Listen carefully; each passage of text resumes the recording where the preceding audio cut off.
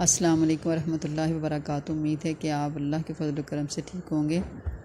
آج کی ویڈیو میں جو میں آپ سے شیئر کرنے لگی ہوں وہ ہے گھر سے وضو کر کے آنا۔ نماز اللہ کو اتنی پسند ہے کہ اس کے ہر عمل کے ساتھ اللہ رب العزت گناہوں کو دھوتے چلے جاتے ہیں، حتیٰ کہ نماز کے لیے اٹھنے والے قدم بھی گناہوں کو جھاڑ کے رکھ دیتے ہیں۔ حضرت ابو ہریرہ رضی اللہ تعالیٰ عنہ بیان کرتے ہیں کہ رسول اللہ صلی اللہ علیہ وسلم نے فرمایا کہ جماعت سے آدمی کا نماز پڑھنا گھر میں یا بازار میں نماز پڑھنے سے 25 گنا زیادہ ثواب رکھتا ہے۔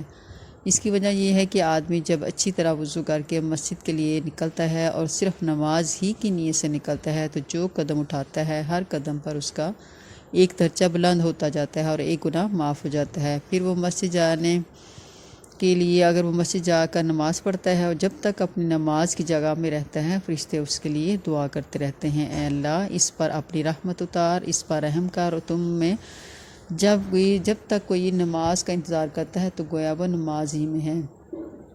اس حدیث سے ہمیں کئی چیزوں کا بیان ملتا ہے، وہ یہ ہے کہ مثال کے طور پر مسجد کی جانب اٹھنے والے ہر قدم پر اللہ رب العزت ایک گناہ معاف کرتے ہیں، ایک درجہ بڑھا دیتے ہیں۔ یہ صرف مسجد ہی کو اعزاز حاصل ہے، دنیا جہان کے اور کسی بھی مجلس کی جانب وہ چل کے جائیں اللہ تعالیٰ یوں مہربانی نہیں کرتے۔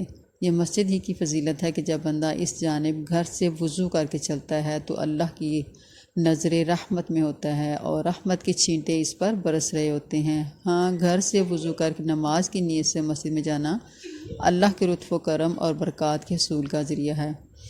اسی لیے کہ جب ایک آدمی گھر سے وضو کر کے جاتا ہے، احسن طریقے سے وضو کرتا ہے اور تکبیر اللہ کے ساتھ نماز پڑھتے ہوئے دل کو مختلف خیالات کے آنے جانے سے بھی محفوظ رکھتا ہے، یقیناً اس کے لیے نماز پڑھنے اور ایک عام معمول کے مطابق بے دھیانی سے نماز پڑھنے والے میں خاصا فرق ہے۔ اسی اعتبار سے درجات میں بھی فرق ڈال دیا گیا ہے۔